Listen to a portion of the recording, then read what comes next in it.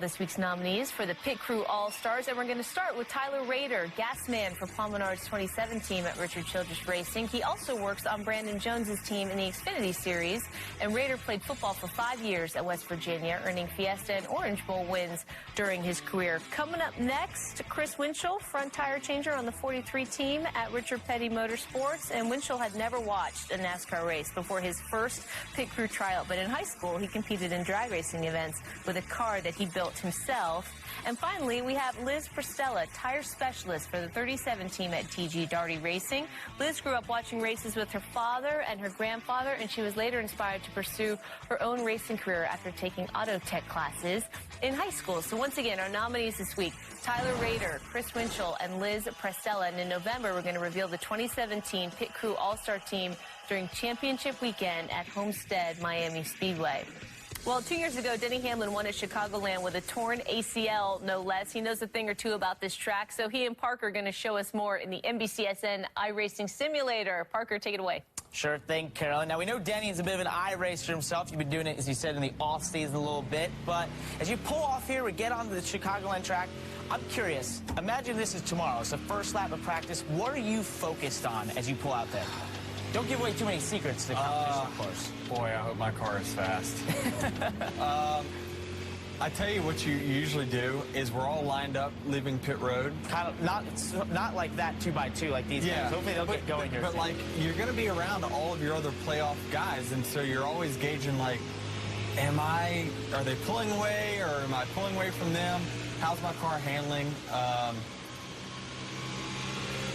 Yeah, we're in high gear. So we're getting going here. So you're around the other guys, you're watching them, you go off the first lap, you're going to run the bottom probably. Yeah, you always, listen, on the first lap, you're always a little bit more conservative. You got to feel the car out. You know, you're probably not driving in qualifying deep. So, but this is usually some of the fastest laps you'll run all weekend is right here within the first couple laps. Yep. I always like to see at Chicago, how's my car handling over the bumps, especially in turns 3 and 4. You have to have a car that can maneuver. If you can pass this easily. Yeah, through the 3 bump. wide, I'll be your spot a little bit. You're still 3 wide. Got it. 3 wide. Got to push. Still got a guy outside, and we're still in the middle, 3 wide. This is important there not to panic. That was a moment that you could have panicked, but definitely. This is tight stuff here for a practice. If you end up in this kind of pack in practice, I don't think you'd be learning much. Yeah. Well, learning might not, or you might be learning a lot. But that's true. Yeah, in practice you would never see, you know, a pack this tight. But it actually would be pretty useful. And what you'll notice in actual practice at Chicago, though, is usually the first guys to move up are always the fastest. So you got to kind of block that out. You see it on the lap times, you're like, everyone's super impressed, but you're like, well, that's going to wear out. That's not going to last very long. So you do everything you can to make sure your car is handling good, and you can move around the racetrack. I think the middle lane through in 3 and 4 is really where I'll try to get my car to work its best. And that was my next question, that top lane. Is that something you like to use? Is that like, you know, something you think about, okay, I know what I need to get there, or do you focus on that in practice, really? You know, I know what I need to get there. It's just whether we can get our car to do it or not. You know what I mean? It's you know, over these bumps here, the front end is wanting to bounce up the racetrack, and when it does that, you put a lot of wheel in it, and next thing you know, you're snapping loose on exit. So getting in there with just a little bit of wheel, letting the front end settle in slowly into those bumps has been a big help to me in the past. Got it. Well, Carolyn, considering he's won there, I've made sure to take all those notes mentally and make sure that I keep that for my own notebook going forward. But obviously, we've seen what this guy knows very much so about Chicago. And Parker may have a second career as a spotter if things don't work out as well on the driver's side. Well, it is almost time to get you out to Chicagoland Speedway for Cup Series practice. But first, we'll wrap things up on our end when NASCAR America returns. The pressure of the playoffs was unlike anything else. Every decision they make could determine if they're going to win the championship. Brad Keselowski wins at Chicagoland. It's Hamlin that will win at Chicagoland. What an amazing day. Second to the line, my Chase winner.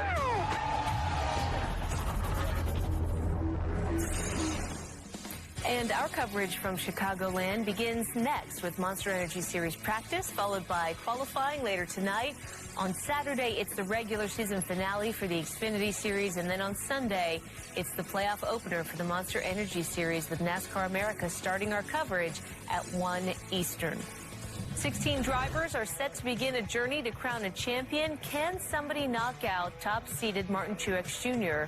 Will Jimmy Johnson win an 8th championship, or will one of the young guns emerge as a title contender? We're going to begin to answer those questions this weekend. But that is all for NASCAR America. Check out the latest NASCAR news at NBCSports.com/NASCAR. Right now, let's head out to Chicagoland as practice is set to begin for the Monster Energy Cup Series. The playoffs are here.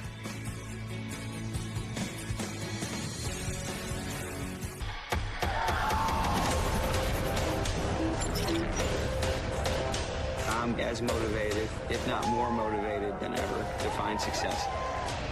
I never thought I'd make it to where I'm at today. You pour everything into it every week. You reset, pour it back in again. You want to dominate every race. We feel as though we're right on target, so you go out there and repeat as champions again. I've won a few championships, and if you want to come up and take it from me, you're going to have to do all that stuff to get there.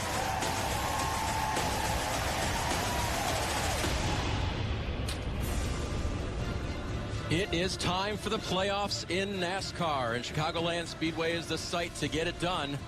Morning practice here in the Joliet, Illinois area, and the first chance for drivers and teams to see how their cars look in Monster Energy Green from head to tail, because they're in the playoffs and they have a chance to make their mark in race number 1. Here are the playoff leaderboard standings. See Martin Truex Jr. with that healthy 53-point lead over the last cars, certainly, but just 20 points ahead of Kyle Larson coming in.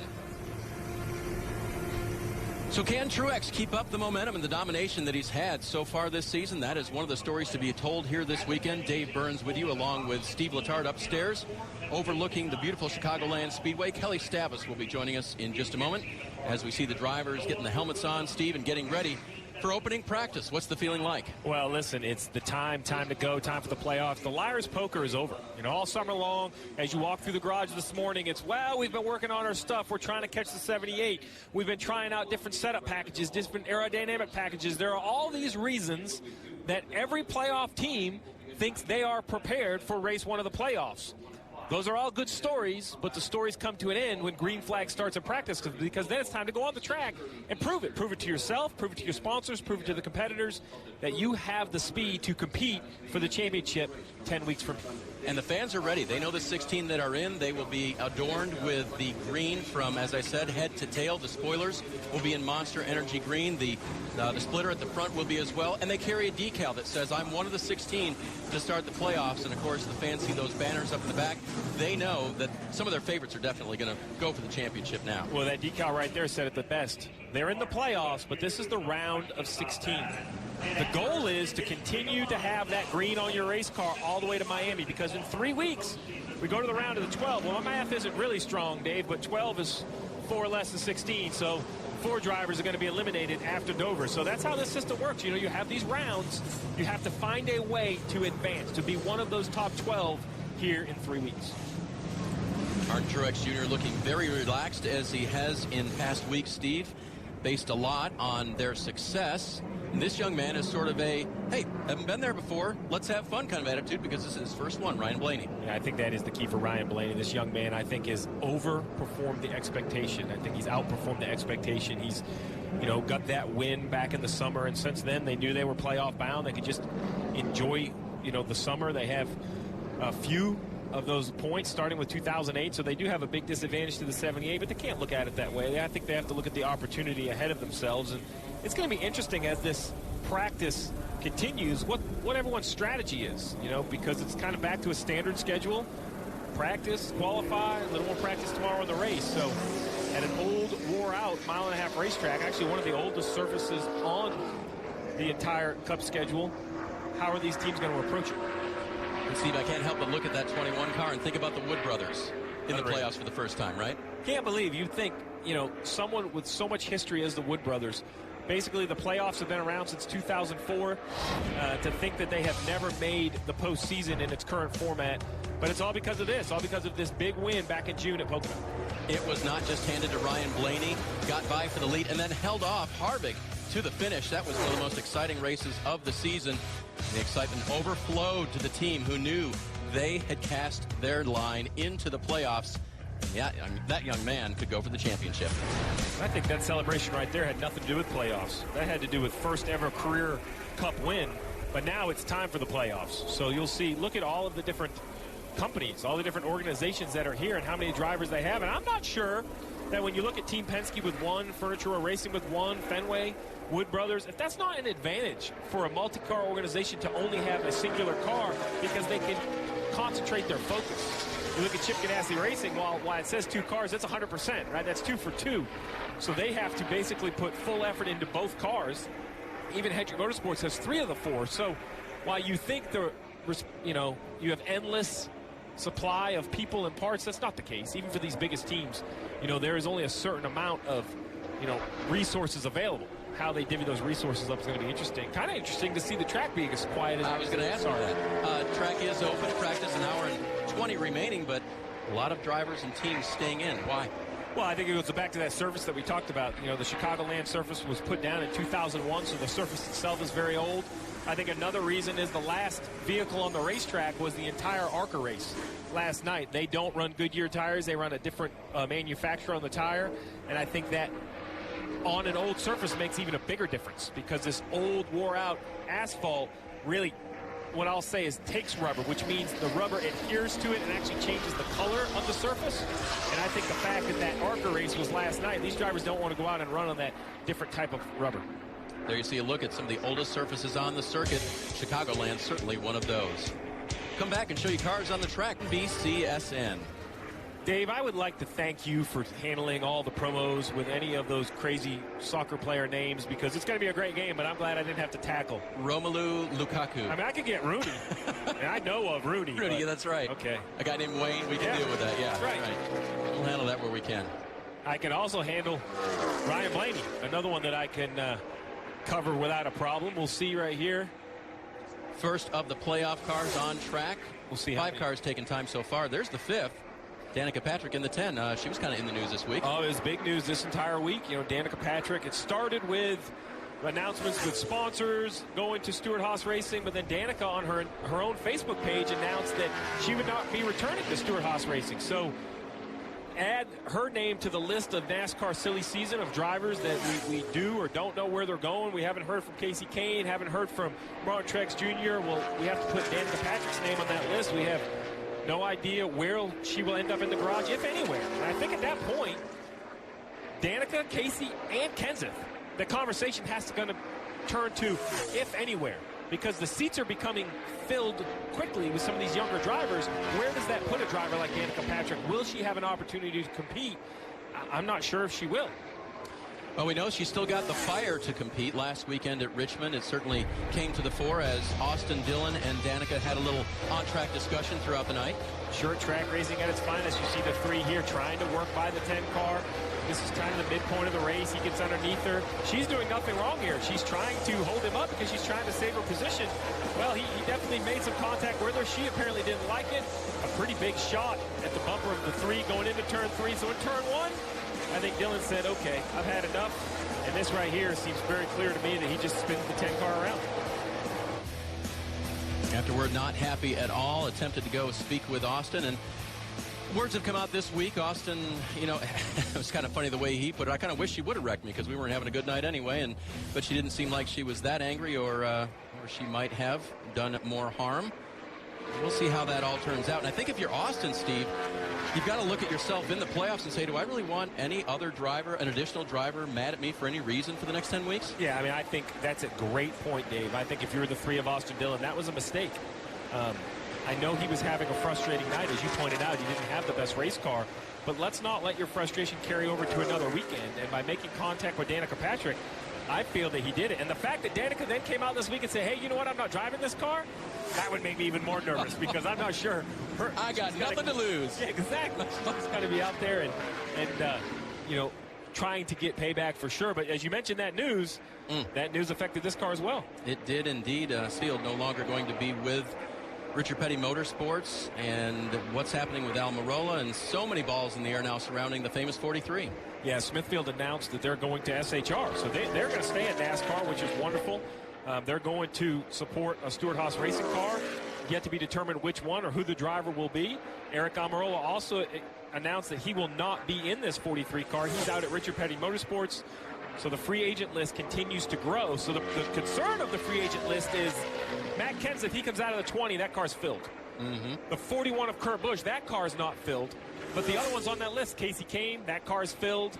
So other than the 43, I think we kind of heard this week that Darrell Wallace Jr. sounds like he's the driver lined up. I think that's pretty confident. They want him, yep. Yeah, that they want him. They're trying to sell him. So, it's like the old game of musical chairs. I see 5 names and 2 chairs available.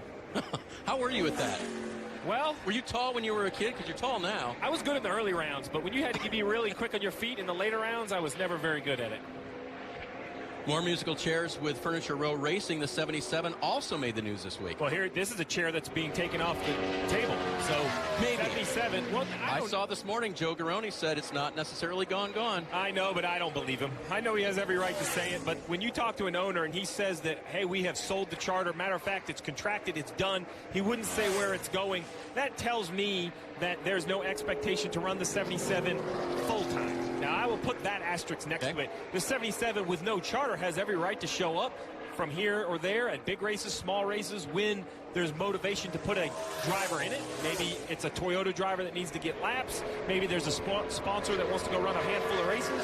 But with Eric Jones going to Joe Gibbs Racing and the owner of Furniture Row saying we've sold the charter, I know what Joe Garone says, and he has every right to say it, and I think he's leaving the door open for partial schedule. But I'm confident to say that I don't see the 77 running a full schedule next year. Jones pulls it in. He's third quick in 1 lap's times. Blaney and Kurt Busch lead the leaderboard. By the way, as you look up on the top, you'll see below their names and other playoff drivers like Casey Kane, a little green below with the word playoffs on them so you can keep up track of those cars. A line goes, there it is right there. Do you think that's a splitter, Steve, or a spoiler? It's on the probably a combo of both, as small as they both are on these cars. But I think Casey Kane has to look at this opportunity, or I hope he's looking at this opportunity in the playoffs as his chance to put an audition on for a potential car owner.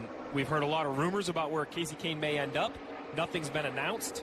I think that win at the Brickyard was a little too late to save him at Hendrick Motorsports. I think that that movement already had happened. But now, with nothing being announced and 10 races on the biggest stage, I think this is his opportunity to prove to another car owner that he still has great racing left in him. Steve, we're seeing a lot of 2-lap runs here, a lot of qualifying mock runs happening right now. What goes into that for a guy like McMurray? Well, I think Jamie McMurray, this track is very, very difficult because of that old surface and also because it's very rough. It bounces, so this will be the second lap he's going to complete right here. His first lap put him 4th quick, and instantly his second lap is already 2 or 3/10 of a second off his lap. But when I think of Jamie McMurray, I look at his consistency. He averages inside the top 10 at the 1.5-mile tracks, and while I don't think that is enough to go heads-up beat Martin Truex Jr. or Kyle Larson at Miami, that might be his ticket to Miami.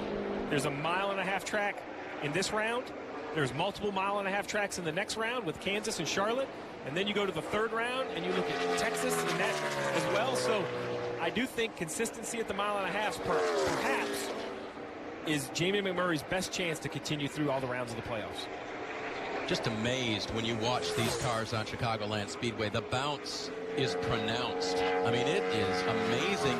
There's such a thing as a 4-wheel drift. Is there a 4-wheel bounce? Absolutely. These bounces are a crew chief's best friend or the crew chief's biggest nightmare. What I mean by that is all of that content. So as a crew chief, that's what you would call it. That's track content. That is something that affects how the car drives that I can work on. So as we see Ryan Newman right here as well with that bright green splitter on the car, as he goes through the corner, you're going to see just how much this car bounces and moves. Getting in, it's not that bad into 1.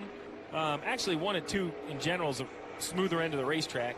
But as he exits 2 and heads down the backstretch, look at the content in 3 and 4. This car is going to bounce a lot. And what that does is it leaves a chance for the crew chief to make the car better or worse. You could change the shocks and springs. You see right there, look at those bounces. It looks like he's running over railroad tracks in the middle of the corner. And can it be different? Is there one preferred, or are there different levels of bounciness you can put in the race car that are good? I tell everybody all the time, it's not a ride contest. These crew chiefs can make them ride like a Cadillac. It's a contest of speed. But when you look at Ryan Newman and you really zoom in, I mean, he understands what he needs to do. This is his 8th playoff appearance, and I think his play key is continue to finish. You know, he's showed a little bit of pace lately, and he's known as that guy. When we had him on NASCAR America from the Hall of Fame, he was crap of him being known as the toughest guy to pass on the racetrack. We'll continue that. Continue what you hear, which is, you know what?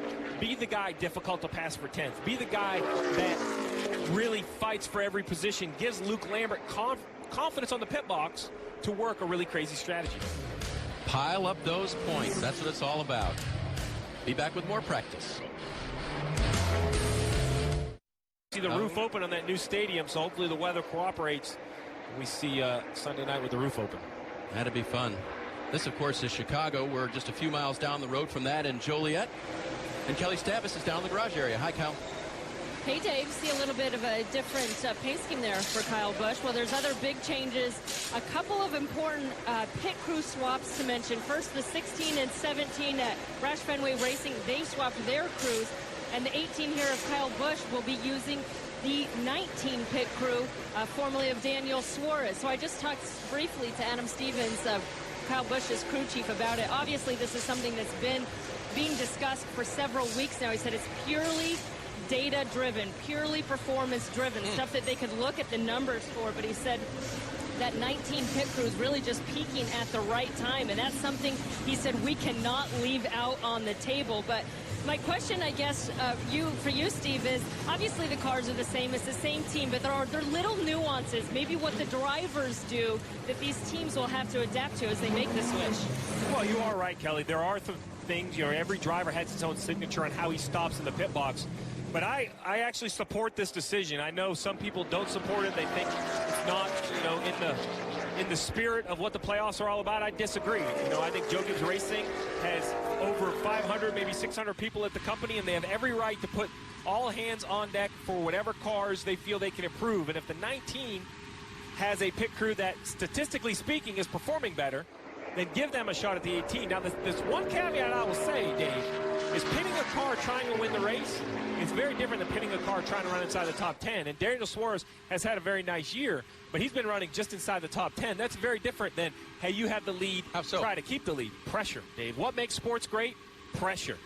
No one is watching the car at ninth. Everyone is watching the leader. And that tire changer, that tire carrier, that jackman, they know it. I've actually been a part of one of these swaps. Back in 2010, I was the crew chief for Jeff Gordon. Jack Knaus was the crew chief for the 48. And we broke or crashed, I can't remember now, but we were out of this Texas race. Jimmy Johnson was continuing the race. As you can see right here, I try not to remember this one because Burton's not up here, but Jeff decided that we were done for the day. Jeff Burton, Jeff Gordon got together. So I came up and I saw Chad and I said, hey, listen, you've been having struggles. What do you want to do? And we kind of came up with a plan instantly that the best bet to continue the 48's progress through the championship was to swap pit crews. So my whole pit crew on the 24 became Chad Knaus's pit crew. It was very controversial at the time. They actually went on and pitted Miami as well. But, you know, you do what has to be done. The trophy's on the line. This is not about popularity. This is not about making friends. And back in 2010, oh, by the way, Jimmy Johnson, he won the championship with that pit crew. How did the Monday meeting go? Was it difficult, or was everybody like, okay, now we get it, now that we've seen it? Well, it was difficult, but I think it was acceptable because that is not something that we just pulled out of thin air that, oh, hey, we're going to put competition first. I want to be clear. This is a competition-based business, and everyone that ever worked for me knew that. It wasn't a popularity contest. It wasn't about having the nicest guy. It wasn't about having the guy you wanted to hang out with. It was about trying to win races on the racetrack. You don't come to the Cup Garage to make friends. You come to the Cup Garage to win trophies. And it worked that year, so even the ones that disagreed with it, and there were a few that disagreed. And I think in the long run, there were pit crew members that left because of that decision. But the championship trophies in the trophy case. 48 has 7 championship trophies, and is this year any different than the last couple, Steve? Because he's come in a little bit frosty into the playoffs in the last 2, and of course that didn't seem to matter last year. Is this one any different? Well, I think that Jimmy Johnson is a veteran. And he knows that for him to be at his peak in the final 10 races, Chad Knaus to be at his peak, for their equipment to be at their peak, then the summer months are not as valuable as the final 10. Now, that's different this year with playoff points available, and him not running as well as he could has definitely hurt the 48 a little bit. I think that they wanted to run better, so the real question, the real playoff key for the potential 8-time champion, the guy going after magically number 8, is can they flip the switch? Can they just come back to championship form? And this is probably the car, more than any, that I'll be watching this weekend in Chicago. Because if I know Chad and I know Jimmy, there's no more waiting. They want to come here and get back in playoff contention. So have they closed the gap to the potential championship favorites of Kyle Larson, Kyle Busch, and Martin Truex Jr.? So you've been around him. What is on that switch or in that switch, Steve? Well, it's very simple. I think that, Jimmy Johnson knows to race for a championship, he has to be a full-time race car driver 7 days a week. And I think for him to still have energy in the closing laps or closing races of the season, he knows he needs to pull away, be a father for his daughters, be a good husband to his wife, spend some time in Colorado, out of the hectic life of a NASCAR driver. So I think that's the difference. It's the difference between being a race car driver just on the weekend, which perhaps is what he does during the summer. But in playoff mode, he's a race car driver 7 days a week. But unfortunately, the first lap in the 12th position shows me that the race car is not quite cooperating. We're not there yet. Staying with the Hendrick Motorsports theme, the 5 car of Casey Kane looks a little different this weekend, Kelly. Yeah, and doesn't it look great? It looks great, yeah. It does, I know. That was designed by 9-year-old Wyatt Zender. He is a cancer patient at Seattle Children's Hospital. He actually won a coloring contest that was presented by Great Clips to design this paint scheme. Casey himself picked 3 finalists, and then it was up to the fans to actually pick the winner. And Xander, he actually picked up drawing in the hospital because he couldn't go out and play football and do all the active things that he enjoys as a 9-year-old boy. So he just said, I thought of what the coolest car would look like, and that's what I came up with. How cool is that? Well, there's more good news for Wyatt. On June 16th, they found out he was well enough to stop his chemotherapy treatments. And then a month later that he was given the green light to travel. So he will be here this weekend. He'll get the VIP treatment. Isn't that? Of course, he'll get to meet Casey and spend some time with him. But what just a great story here for this whole 5 team. Kelly, that is so cool. And for Wyatt, the best news of all is the improved health as Casey Kane puts the 5 car in the playoffs under practice here at Chicagoland. On a gorgeous afternoon in Illinois. And what a day Sunday is going to be for on your home for motorsports, NBCSN. Formula One racing from Singapore to start it off. NASCAR America pre-race kicks things off for NASCAR. Then the race later in the afternoon, the post-race. And at night, Steve, IndyCar Series racing from Sonoma to decide that championship. Yeah, it's double points at Sonoma as well. So the standings in the IndyCar Series so tight between Newgarden and Scott Dixon. Elio Castroneves still in striking distance with double points out at Sonoma. We have seen some crazy races out there that have changed who the champion will be. So later in the afternoon on Sunday, I'll be tuning in for sure to see who could perhaps be crowned the champion. Even Ray Hall in 7th can get it mathematically. A lot of things that have to happen, so it'll be fun to see. Of course, Scott Dixon is a Ganassi driver. This Ganassi driver is in the playoffs along with his teammate Jamie McMurray, but trying to keep the noise going is Kyle Larson after that victory last week at Richmond, Steve, that gave him a 10-point swing against the 78 of Martin Truex. Yeah, it was a big swing, and Kyle Larson just strikes you as the type of driver that not only is a favorite for the championship, but perhaps a favorite here at Chicago. It's a very low-grip racetrack. So, as you look right here, it's only a 2nd playoff appearance, but those 4 wins this season has to put him on the top of your list. But his playoff key is very simple. I think he has time to, much like we said before he broke through the victory lane, he was so close, so close. When is he going to do it? I look at it the same way in the playoffs.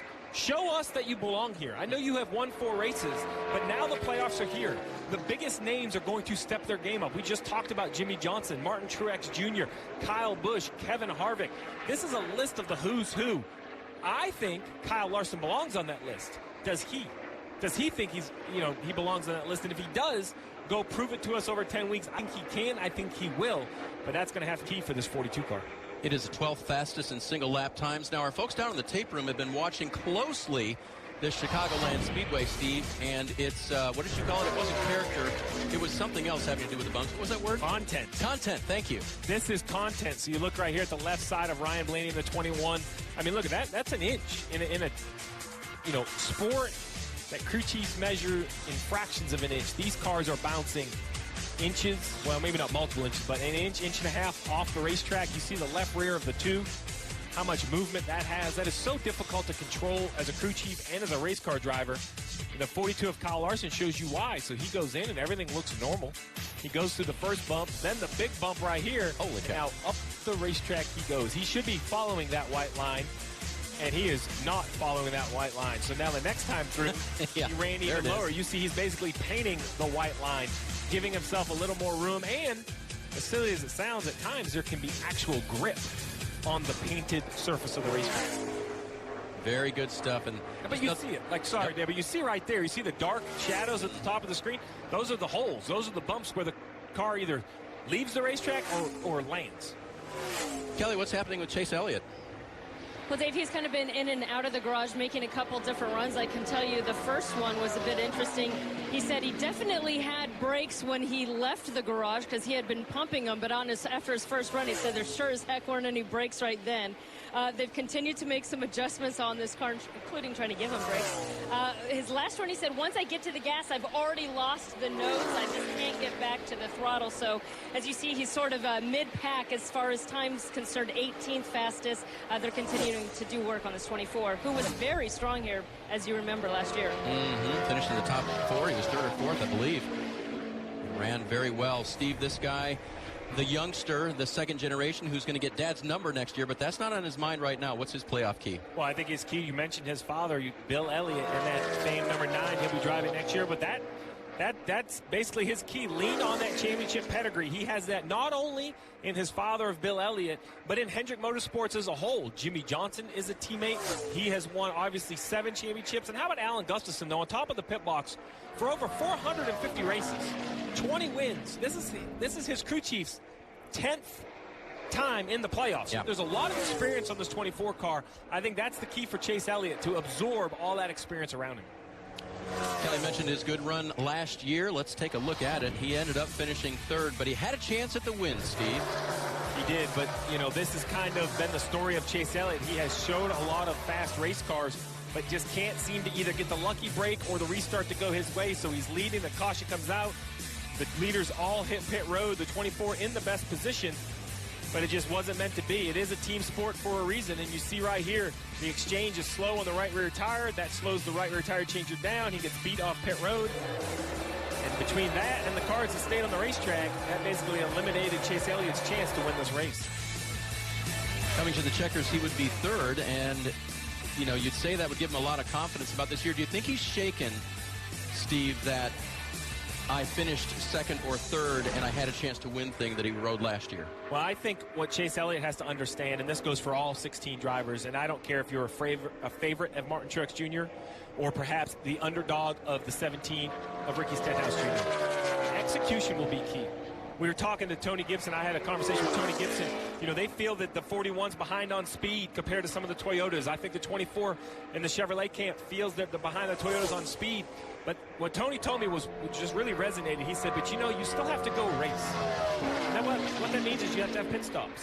You have to have restarts. When you watch football, you hear the quarterback all the time. He has to make better decisions. Race car drivers have decisions to make hundreds of times a lap, thousands of times a race. Well, Chase Elliott has to make good decisions. The crew chief has to make good decisions. And the pit crew has to execute. We showed you last year's flashback. We weren't the only ones watching. This was the reaction from the garage area and the 24 crew. Back at Chicagoland Speedway, 37 of the 40 entered cars have taken times on track so far in what is almost an hour and a half of practice before they go qualifying some 6 hours later this afternoon. You'll see that on NBCSN as well. And not every car very happy with their first laps out, Kelly. Well, not quite for the 48. They're still trying to get things dialed in. Remember, this is one of 3 tracks at which Jimmy Johnson has yet to win, although he's led an incredible number of laps, hasn't been able to close the deal. Here was his feedback for crew chief Chad Canassa for his last run. I got hung up on a paving seam coming to the green, which didn't help, and then pretty tight, real tight, in turns 3 and 4, but real tight, and so they're not where we needed yet, but we'll get there. That's all. This was one of the teams that participated in a test a handful of weeks back, and they felt really good about what they found in that test. Steve, is there anything in that radio that stands out to you? Well, Kelly, when he talks about tight, you know, that's kind of a normal balance thing. But what really stood out was the paving seam comment. So he said he got stuck on a paving seam. So we've talked about the roughness of Chicagoland Speedway. Right. But they also have these seams. So as we look, this is turns 3 and 4, and you see the cars go through. They seem to almost be divided by lanes. Like you see these black lines that kind of go across the racetrack right here. Well, those are literally seams in the different lanes of pavement. And those seams have been filled in with like a black rubbery type substance to try to fill in the big lane. You can see the gap. It's like a 1-inch gap. And what happens is, as you see Dale Earnhardt Jr. bounce up the racetrack, is your rear tires, sometimes your front tires will go in there, and as you slide across the racetrack, you'll slide right to that little sticky stuff, and it'll catch your car, and you're almost hung on it. Like you ever been hung in a lane of the interstate, like a tire drops off the side, you can't tug the wheel enough to get back on the pavement? That's what the race car drivers do. They can't turn the wheel, so you kind of just got to ride it out. And it sounded like that hurt Jimmy Johnson's 3 and 4 coming to the green flag, and then he was just too tight. And if I heard it, I saw you pointing at the monitor. You know, he ran a 30-30. Denny Hamlin is a 29.66. So while he's only 14th, he's 14th and almost 3/4 of a second off. And Steve, why don't they pave the tracks with just one lane and no seams? Well, I think if you could come up with a paver that was about 150 feet wide, you'd be pretty rich, because you could pave these things in one seam. But between the banking, the radius of the corner, just the construction of the speedway, the drainage, they have these seams. And remember, we said this place was paved in 2001. Yep. 16 years of Chicago winters and Cup cars bouncing along it. And now I want to make sure everybody knows, the fans know, now those seams and those bumps, those aren't negatives. Yeah. Those are challenges for the race teams, but that's what makes racing at this racetrack so much fun. The more content, the better. Let's take a look at struggling since his encumbered win has been Joey Logano. That was at Richmond early in the season, and since then, Steve, they haven't had a lot to shout about.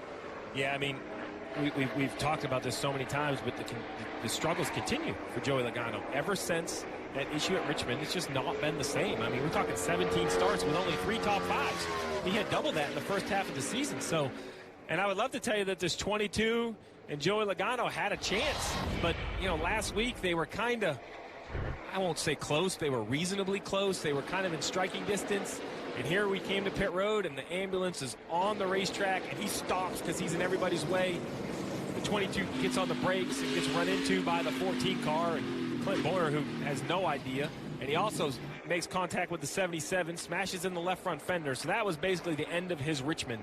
And I'll be honest, when I look at the numbers, I'd love to tell you, Dave, that this 22 is going to come out and win some races. But think about this. In 130 playoff races, 130 since 2004, that NASCAR has had playoffs in its premier series. Only 18 of them have been won by non-playoff drivers. And that's astronomical, the odds of somebody coming in and winning who's not in the playoffs. And unfortunately for Joey Logano, those odds are against him right now. I'm not sure the 22 has it in him to go to victory lane in these final 10 races. Joey shuts it down. He's 22nd quick so far. Yeah, the ambulance issue, NASCAR called it a, quote, rough night last weekend, and you wrote a little bit this week about everybody getting together during the playoffs and really having to bring their best game. Well, yeah, it's not just the drivers. I wrote that article because I truly believe it. I think that NASCAR had a rough night. Self-admittedly, there's some things they need to look at. 2 yellow flags, perhaps one involved Matt Kenseth. You know, he locked his tires up and a yellow came out that was perhaps unneeded. The wreck at the end, another questionable yellow, perhaps unneeded, that changed the outcome of that race. So, you know, this is the first one I talked about right here. So the 20 goes in, he locks the tires up. Well, I know there's a lot of smoke. Yep. There's really nothing on the racetrack. That created a yellow. And then the ambulance, which we showed once, you know, that, whether it's communication or whatever the reason, I know this is a cold thing to say, but the reason doesn't matter to me. The simple fact is it affected the race, which should never happen, is you never want some outside circumstances affecting what these superstars are trying to do on the racetrack. And then the 15 was perhaps the last questionable caution of the night. He gets into the wall, I know, but did there need to be a yellow? I think that can always be argued, but that Steve O'Donnell this week said on satellite radio that they're going to have to review how they put the cautions out. They don't want to be part of the discussion. So that article I wrote was the fact that before everyone throws the stones at the glass house of NASCAR saying everything they've done wrong, I think the responsibility of the playoffs goes across the entire landscape of the sport. The drivers, the teams, the crew chiefs have a responsibility to put a great show on, to try to win a championship. As broadcast partners, Dave, you and I have our responsibility to be on top of every story and cover it to the fan at home who deserves that coverage, the sanctioning body, the track. It's a big world that puts these sports on, and we all have to have a little pressure. But how about that? Only one driver in the top 10 that's not in the playoffs. They're doing their part. Playoff drivers, top speeds in Chicagoland. Official app of NASCAR puts race coverage and live in-car cameras at your fingertips. You can even listen to drivers and teams discuss race strategy. Download free and don't get stung. NASCAR.com/mobile. Now here's the big question. Are the Spider and the Wasp friends, frenemies, or arch enemies, Steve? I want to know who the prey was in this. I think someone's getting ready to get taken out, but I don't know which direction it goes. They're going to circle back and revisit that later. First-time playoff driver Ricky Stenhouse Jr. has just laid down a lap, and it is 6th quick, Steve, overall. Yeah, I think that's exactly what the 17 of Ricky Stenhouse needs to do. His first ever shot in the playoffs. 2 wins this season, his first 2 career ever wins. Remember, this guy's a 2-time Xfinity champion. He knows how to win championships, but his key to the playoffs is to kind of broaden his base. Both of those wins came at restrictor plate tracks, and while Talladega is looming, and I think that is a good thing for Ricky Stenhouse Jr., they kind of have to broaden that base here at Chicago, New Hampshire, Dover, to make sure they move out of the round of 16 to make sure they can get to Talladega. Perhaps they have to be one of the favorites, seeing as how they've won 2 of the 3 speedway races this year. But to that, they cannot bank on that. Those races are won usually in the last few feet of the event, right? And so he's been able to do that with speed, but also careful planning at the end. Careful planning, but I think they had the best race car. I think that the 17 of Ricky Stenhouse Jr., Kelly, I think when he got to those plate tracks, not only did he make the right decisions, but I think Brian Patty gave him a very, very fast race car to drive. Yeah, we know as a company they really have some great super speedway cars. That obviously showed true. Well, in talking with Brian Patty, just as you were saying, like, this is not a team that said, oh, great, we made it to the playoffs, and that was our goal. No, Brian Patty's saying we don't want to be one and done. We want to go deep into this thing. He's been pretty aggressive with his strategy calls, which he said has helped them out. Said they need to work a little bit more on their execution, and by that he said, look, we need to, if we have a 15th place car, we need to be finishing maybe 10th, 12th. They can't be a 15th place car finishing 20th, so they've wanted to work on that, trying to get some of their mojo back, as he said, as well, as they headed into the playoffs here. But this is a team that certainly, has the confidence that they can make it and have that chance at Talladega to then go deep into the playoffs. And Kelly, we saw Ricky this week. He's having fun now that he is here. Here's his Talladega wins, or his restrictor plate wins. Well, you talk about, you have to be very calculated with your decision. That's true. But you also have to have a very good race car to just pull out and pass the 18 of Kyle Busch, and that's what he's able to do at Talladega. And then you see right here, really controlling the pack, has enough speed that he can change lanes, continue to play defense, does a nice job of making good decisions all the way to that start-finish line, which is way past the trial here at Talladega. So, the competitors have got to be thinking about, man, this guy was so fast at both of the plate tracks. We would rather not see them in the round of 12, because with Talladega looming, I think that, the 17 would have to be a favorite going into that race. But how about 2 drivers making their first ever playoff debut? You got Ryan Blaney, the rookie, but Ricky Stenhouse Jr. in his 5th year at the head of, cup level. Ryan Blaney, the sophomore. I don't know why I always want to make him a rookie. I've done that a couple times. He even called me out for it once, but he's a sophomore. So 2 years, 1 playoff attempt. Ricky Stenhouse Jr., 5 years, 1 playoff attempt. I think that both of them are showing the kind of shift. When you look at the average age of the top drivers, man, it is getting younger and younger every year. And I'm not sure if that's because they're getting stronger, you're driving better equipment, or all of the above, but it definitely seems to be becoming a younger crew every year we make the playoffs. In the garage area, fine-tuning. First practice ongoing at Chicagoland. 7-time champions in NASCAR are not very common.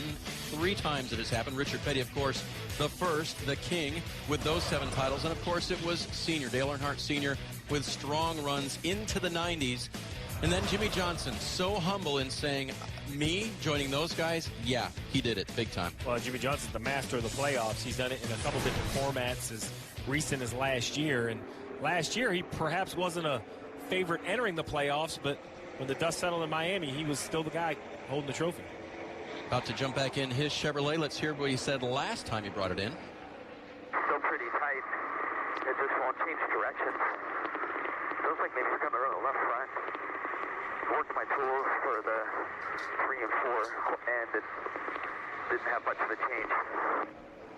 Won't change directions, worked my tools. What do those two things mean?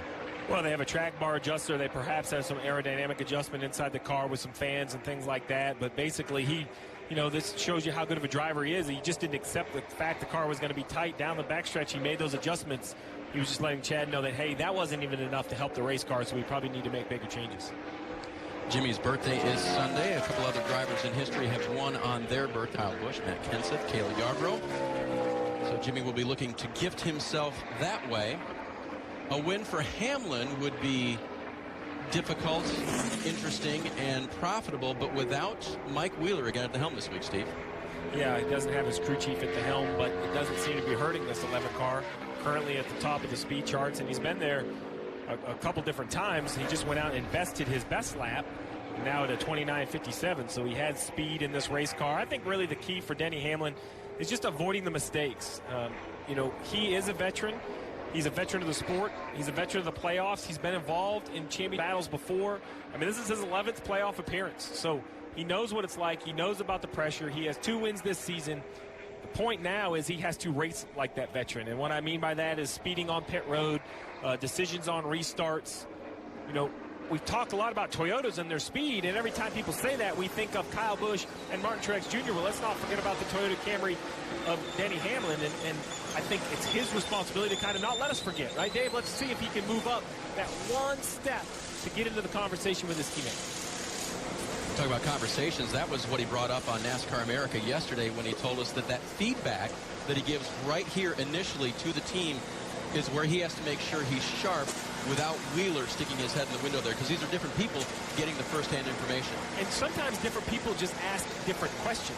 So I know that seems silly, and you would expect a race car driver can just come in and tell you what it did around in a 1.5-mile track with 4 corners. This is what I needed to do better. But sometimes it's that follow-up question that makes the whole interview process work. If Denny Hamlin says, it's tight, it's this, Mike Wheeler might know something that Denny Hamlin struggles with. Hey, did you get your foot all the way out of the throttle pedal? Were you dragging any brake? Did you get the entry like you want across the bumps? These keywords, this relationship that they've built over time. Will Wally Brown, his interim crew chief, will he know to ask those questions? And sometimes just without the right question, you don't get the right answer. Kelly. Dave, sometimes it's just the inflection in the voice and just hearing that. And we know Denny has an interesting way of giving feedback. He often measures things in fractions, 5/8, 3/16. It's good to listen to. Feedback from the 11, very fast, but obviously, like any true race car driver, still has things he'd like to improve. He's saying that he has just been too loose. Then he said, Steve, it's a platform thing. I cannot put any wheel to it. I was on the splitter and could not get to the bottom. So obviously some tweaks they still want to make on the 11. Yeah, the feedback like that are in terms that perhaps Wheeler might understand, but a platform thing to me tells me that when he drives in there, he's not getting the resistance back from the drivers he's looking for. Remember, these race car drivers have such great feel that there is a certain response they need from the car that you and I driving down the interstate, we don't even realize. It's just natural, and at 65 miles an hour, it's easy. But to drive a car on the edge of control, you cannot wait for a response. So you go down in here, and he needs to feel the right rear tire pushing on him. He needs to feel the right front tire in his hands in the steering wheel. So if he doesn't have that sort of feel, he thinks it's a platform change. Unfortunately, a platform adjustment, that's not like a 5-minute thing. That's going to take a lot of parts and pieces. And it probably won't help him on pit road, which, some drivers take notice of. Did you hear what Kurt Busch had to say on NASCAR America earlier this week? It was kind of fun. If you could blast one song into your earphones before a race, what would it be? Sammy Hagar, I Can't Drive 55. That's very good. That's a good one. We should play that one for Denny Hamlin because he cannot do pit road speed at all. Very good. Yes, Kurt noticing that that's been a bit of an issue for Denny over time. Has. It was one of our playoff keys, but I'd be saving that soundbite if I was Denny Hamlin. If I could somehow get to victory lane, I would just perhaps tweet that quote out and say, I figured out a way to go not a mile an hour over 55. Make it your ringtone and then hand it to Kurt when he's in victory lane. We'll see how that works out. Right now, Hamlin is fastest. He's taken 5 laps on the track and sits atop the board. Austin Dillon won at Charlotte, the 600, a fantastic victory for RCR and for Austin himself. And here's his scouting report, Steve. Yeah, second times in the playoffs and only one win this season. It was a fuel mileage win at Charlotte. And his playoff key, while this could perhaps be taken, you know, rudely, he just needs to continue to overachieve. I don't think this is a car that anyone had slated for the playoffs with a guarantee. He earned his spot. He belongs here. But now he has to find a way to continue to belong. So he's going to have to, you know, find a way to continue to overachieve. He's going to have to run a very difficult 1.5-mile racetrack. So as we ride on board right here with this Coca-Cola on board, we're going to see the entrance into turn 1. You see so far they drive in and instantly are back to the gas. And then a unique thing is, look at this back straightaway. It's not really straight. Kind of continues to curve, which sets you up for this entrance to turn 3. Very easy to overdrive, carry too much speed. You see those paving seams we talked about. Now he's into the bumps. He tries to get back to the gas. Relatively uneventful lap for Austin Dillon, but we'll see if the timer agrees. And then down on the apron to try to shorten the distance on the front stretch. Not a bad lap. 5th lap on those set of tires, I assume. 29.98. Continues in the 12th position. Yep, 12th overall on single lap times. And for Austin, you talk about that hanging around. You see the 3-car down there in 14th, just 5 playoff points coming in. And the guys around him are all pretty much in the same boat. They'll be racing each other on Sunday. I think that's the key, Dave, right? Those guys at the bottom all have to race each other for those 4 spots. Series championship trophy is a beauty. And there are 16 drivers right now who have their eye on it, thinking it can be theirs. They can just get through the 3 rounds to the championship 4 at Miami. Be the best to finish. Steve, the thing kind of lost in the first shots were how big it is. Look at this. Yeah, I saw the information about it, and then when I first saw these shots from Richmond, I was shocked. I mean, that thing, you're going to have a special built spot for it in your house if you put that thing in your house. A room, not just a trophy case, a room. And they'd be willing to do it, I am sure. Yeah, I mean, it deserves its own room if you win the Monster Energy playoffs. Indeed. Kelly? Yeah, sorry, I was just listening on the 41 radio. They're having a bit of an issue. Kurt had backed out of the garage to head back towards the track, and then the engine just died. He was just coasting through the garage. The 48 crew came and gave him a push to move him out of the way as Jimmy Johnson was headed back into his garage stall. The 41 team has now pushed the car back. Curtis said he's reset all the systems, can't get it to refire. They're telling him to hold down the starter for 15 seconds, couldn't get it to fire up. So they're trying to diagnose the issue, but he's kind of just stuck here for the time being in the garage and cannot get the car to refire. Dave, this is the crew chief and driver's biggest fear. As you come to race 1 at Chicago and you have an engine issue or mechanical failure, perhaps in the first stage, because then remember, then you have 1 or accumulated no points throughout the stages, very few points at the end. You know, the last thing you want to do is come out of the first race in the first round of 16 and give yourself a 30 or 40 point deficit, because that can be insurmountable over the next 2 races. And Chicago's already tough enough. We talk about mechanical issues with the 41, but as we've been watching some of these cars on the racetrack, we've talked about the bumps, we've talked about the paving seams. Well, I would think turn 3 and 4 looks to be the trouble spot as we see Ricky Stenhouse Jr. right here through those bumps, and then look, up the racetrack he goes. And Steve, so much discussion. I want to get back to the 41. Oh, sorry, one more time with Casey Kane here. Nice save here. It is a nice save, and you know, at that point, it's not about lap time. It's, hey, let's not wreck the car. Let's stick with our backup. As you were mentioning, the 41 and potential mechanical issues. Well, and so for them, you too much about Jimmy Johnson, a cool summer, and then coming into the playoffs, heating it up. This team has been trending in the right direction, right? They win Daytona. They can basically go testing for the next multiple races. But can you dial it back in? 7th at Darlington, 3rd at Richmond, and Kurt really appears to be on his game heading into the playoffs. Well, you know, so here's the catch-22. In years past, the 41 could have coasted through the summer for the playoffs, as you mentioned. But the problem in this format is, as the 41 continued through the summer, it's very simple. Look where they're at. They're down here in 12th at 2,005 points. So they're giving up, 40-something points to Martin Truex Jr. You mentioned it. 4 of these drivers won't continue out of the round of 16. Well, Kurt Busch has no advantage or disadvantage. There's this bucket of drivers that I consider, from Ricky Stenhouse Jr. on back, that you might as well have them tied. 4 or 5 or 6 points is so small. So you are right. They are trending up. I talked to Tony Gibson this morning and said, we feel we've made some gains in some different areas of the car, and we kind of waited and didn't put them in a piece by piece. We kind of put them all in, and that's the improvement you've seen in speed. But he also knows that he doesn't quite have the speed to contend with the front runners, but that's what they did last week at Richmond. They ran third all night. They executed. They ended up in the top 5. I think that's what the 41 has to do. I really think that 3 top 10s and you're through the round of 16. That's what makes these mechanical concerns even more stressful. Kurt has it refired. Hopefully we'll get out of the garage this time under his own power. We ride with Kevin Harvick and hear from Kelly. Well, it's just been interesting, Dave, talking to Kevin Harvick's crew chief, Rodney Childers, over the last couple of weeks, as you hear the 41 officially. There he goes. On his way. Anyway, talking about, this is a team that we've seen contending for wins over the last couple of years, week in, week out, that we always thought was holding back to kind of win their way out of any situation, but they feel like they're in a little bit of a different situation this year. Rodney said that Kevin had approached him and said, look, we're probably going to have to do some points racing, if you can believe it, as we go through the playoffs. And Rodney said it absolutely stinks.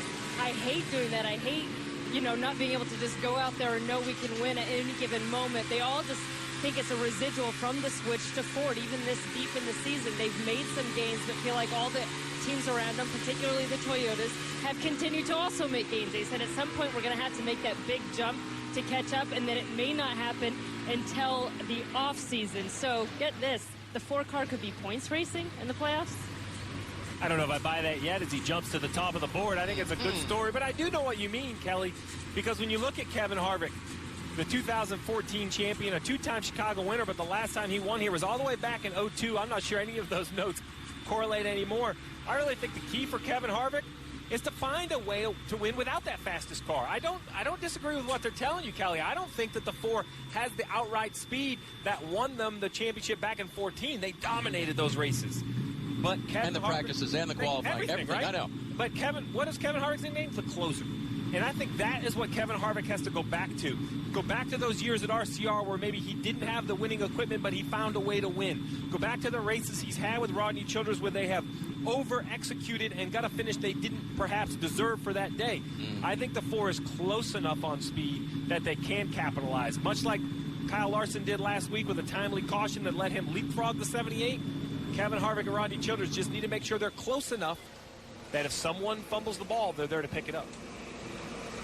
Kevin nicely back into the garage area and to the attention of his crew, Kyle Busch, heading out in the 18 with a little bit different look on the 18 car this weekend. But scouting report, is it the same or different for Kyle this year? Well, I think Kyle Busch, the 2015 champion, has a couple wins, but basically he just needs to continue to deliver. I think that Kyle Busch and this 18 team needs to plan that this is nothing different. They've earned enough of those playoff points, that their seed is high enough, that those aren't guarantees, but that's a head start in the round of 16. I think that head start will even get them to the round of 12. I don't think, as you see a little bit of left rear tire rub right there in the 18, I think you're looking at the round of 8 being the concern for the 18 car, the one where they're really going to have a great performance. So until then, just kind of make sure you're good at the basics. Don't take yourself out of the playoffs. Force other teams to eliminate you.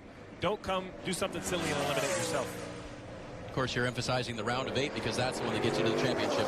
Well, and because guess what? When you get to the round of 8, that usually is the 8 best race cars, the ones with the most playoff points, the ones with the biggest head start, the ones that are the fastest on the racetrack. That's the toughest round, but you have to get through the first 6 races to get there, and those are not guarantees. Step away for a minute. 15 minutes remaining in opening practice at the Chicagoland Speedway. You see the top times there. Kyle Busch is 4th. Series tomorrow, the last race before the playoffs. Race coverage begins at 3:30 Eastern. Then Sunday, the first race of the playoffs for the Monster Energy Cup Series. Race coverage begins at 3 p.m. And those drivers have a serious look on their face because it is serious now, Steve. Playoffs are happening. How do they work? Well, the playoffs are here, so a champion is going to be crowned in 10 weeks. So when you kind of examine the NASCAR playoffs. What does that mean? Well, it's very simple. There are 4 rounds. It starts with 16 drivers. They go to 3 tracks, down to 12, then down to 8, and then 4 drivers will go heads up into the championship weekend. Whoever finishes the best at Miami will be the champion of 2017. So how do you get through? What is the format for those rounds? Well, the points are reset at the start of every round, and then you have your playoff points that you've accrued all year long added in. That's kind of how you're seated within the round. That's the advantage you have. A win and you're through. A win fixes everything, and the 4 drivers with the least amount of points at the end of each round, their chance to win a championship ends with the end of that round. They are eliminated. So those playoff points, they're new this year, Dave. Playoff points from the regular season, they earned them by winning races and winning stages. That is how you are seeded. They carry over into the postseason. And just remember, those playoff points at the start of every round, that's how you're seeded, and you can continue to earn playoff points in the first and the second round. That helps you throughout the playoffs. So even the driver that's already won a race still has something to race for. Of course, understanding that clearly this year was the group from Colorado, Martin Truex Jr. and the Furniture Row Racing Group in the 78. I believe they brought an extra semi-trailer just to hold those playoff points he's carried in from the season because they got it right. Well, we talk about Martin Truex Jr. You have to think about Eric Jones using 10th in points. You know, we talk, or excuse me, 10th on the speed chart. You had points on my mind there. We went through all those. You know, that's what I think what Eric Jones and the 77 can do. That's how they can help their teammate is come to the racetrack and be fast so their notes work. You know, if you're slow, nobody wants to know what you think. And while I don't think Martin Truex Jr. has needed much help, be a good teammate. Be there when he needs you. And this is a perfect example. Qualifying at Chicago, you see that really high, coming to the green, running that second lane. Now he's going to barrel off down in turn 1. And you'll see this seems to be a little more straightforward end of the racetrack. Drivers have had a little bit less trouble down here. So fast, so fast. I mean, basically, if it did say 175, I'd be a race car driver if we could go to 75. That whole 175 thing is an issue. And now this is the end that is just so difficult. We just saw the highlights of all the people with trouble. You got to go over those pavement seams. You see the 2 or 3 corrections, how busy his hands are. And there you go. How fast is he going to be? Currently 5th. Is he going to move up? For some reason, I feel like he will. Nope. Still in the 5th position, but a decent lap. And remember, one thing that's changed over time is multi-round qualifying. It's important for a car like Martin Truex Jr. Just don't keep running on new tires. He has to feel good about making it out of the first round into the top 24. So his most important runs might actually be the second and third run on tires. Of course, has endured some disappointment even this year in all of their success. Last weekend, the most recent installment of that dominated the race, but then a late caution for this car in the wall, and Cole says, oh, no, not again. He knows what's coming, so they come down pit road. I think the key to all of this is they lose that position on pit road. That gives the 42 the chance to control the restart, and then Denny Hamlin and the 78 get together to add insult to injury and get into a wreck. Spoke with each other afterwards to try to clear things up, and of course they both had to pose for those pictures. Denny might have had a little bigger smile on his face than Martin that night. Well, I think this right here is just, you know, they're just not having a good time because they wanted to win the race. I mean, this regular season is not important to me. Cole Pern obviously very disappointed, and they have every right to be disappointed, but I do think the key to this 78 car, though, is the caution they can't affect, but they can control their pit stop, the restart. And that is really where they lost that race. I know the caution had to come out for that to even happen, but the fact is, if they would have come down pit road, had a great pit stop, they would have been able to win the race. And I think that's the key for Martin Truex Jr. is just execute in the big moments. He has tons of speed. He leads tons of laps. When things don't go your way, when you are throwing a curveball, you have to continue to execute. If the 78 last week has a better pit stop, they win that race. They then have 5 wins, and Kyle Larson only has 3. That's a 10-point swing. So while it's easy to be frustrated about the circumstances, continue to focus on what you can control within those circumstances. And on the other side of that, of course, the 42 had an excellent pit stop that put them out ahead of Martin Truex Jr. So credit certainly due there. So Truex back in for a few more tune-ups. He will be strong in the playoffs, no doubt. NBCSN brings you 3 big races on one day, from F1 Spectacular Night Race to the first NASCAR playoff race to the IndyCar Championship. Don't miss a second of the action. Sunday on NBCSN. What a big day on NBCSN. Of course, ending with the IndyCar Championship there. 7 mathematically possible, Steve? Top 4 maybe with the best chances of all. Well, I think the top 4 do have the best chance. Newgarden, a 4-time winner in 17. 3 of those coming at road courses, which is what Sonoma is. They'll be racing at. But how about Scott Dixon, 3-time Sonoma winner, a 4-time champ. So there's going to be a lot of pressure off for Newgarden to try to hold off Scott Dixon. And Elio, 20 years of trying. Can he finally get that championship in IndyCar? It would be big. I'm going to be watching. I mean, it's a full day. It is. My alarm. I'll admit, though, the night race in Singapore, Formula One is already fast. The technology is so cool, but they run under the lights. It takes it to a whole new level. Smash the remote. Stay with NBCSN all day long on Sunday. Denny Hamlin hopes that he is holding the Victory Lane trophy at the end of 400 miles here. Here's what's going on right now with his 11 car. Wow, turn 1 and 2 is way too loose. Entry into the center and exit on throttle, just a little too loose. Same thing through 3 and 4, and we jumped the fence. Jumping the fence in 3 and 4, what do you think? And he's still fast. Well, I was going to say, I think that's really good feedback, and that's what he has to continue to do. And fortunately for this 11 and Denny Hamlin, that's feedback on the best lap we've seen today. Currently first at a 29.52. There's 4 or 5 cars in the 50 zone. It's all stacking up. I think the coolest thing to me, though, is basically, 12 of the top 14 are playoff guys, 15 of the top 17 are playoffs. So, it's not by chance that these drivers have made the playoffs. They are the fastest. They are the most competitive each and every week. Dale Jr., 15th now in the 88 car, finding a little bit of speed there. And Stenhouse Jr., 16th. This is what we're talking about with the 17th car. I know 16th doesn't sound great. That's an overall improvement from the expectations of this car at their mile-and-a-half program. As you see, really high, up in the dust of 1 and 2. I'm not sure he needs to stay in the gas on this lap. This one probably could come to the garage. Kelly? Yeah, Ricky's really had his hands full with this 17 throughout this practice. Several reports back that the handling wasn't right.